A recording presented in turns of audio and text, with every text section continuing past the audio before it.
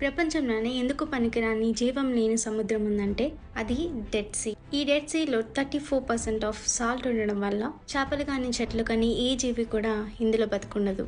అందుకే మనుషులు దాంట్లో మునుగరు, దానిపైన తేలుతారు. అందుకే దానికి మృత సముద్రం డెడ్ సీ అని పేరు వచ్చింది. ఇప్పటికిప్పుడు తూర్పు నుంచి మంచినీటి నది సముద్రంలో కలవడం వల్ల ఉప్పుసారమైన ఈ సముద్రం మంచినీటి సముద్రంగా మారుతుంది.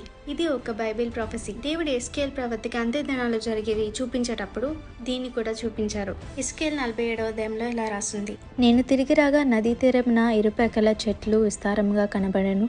అప్పుడు ఆయన నాతో ఇట్లనెను, ఈ నీళ్లు ఉబ్బుకి తూర్పుగానున్న ప్రదేశముకు పారి అరబాలోనికి దిగి సముద్రంలో పడును. అప్పుడు సముద్రపు నీళ్లు మంచినీళ్ళు అగును. జకర్యా 14:8 కూడా ఆ దినములలో జీవజలములు సగం తూర్పు సముద్రం సగం పడమటి సముద్రంకి దిగును. వేసవికాలం చలికాలం అలాగే జరుగును. ఎప్పుడో కొన్ని వేల సంవత్సరాల్లో ఇప్పుడు జరుగుతాయని రాసింది అక్షరాల నెరవేరుతుంది. మనం అంత్య దినాల్లో ఉన్నాం. ఏవి జరుగుతాయని రాశారో పుల్లు కూడా పోకుండా ప్రతిదీ నెరవేరుతుంది. Jesus is coming, be alert.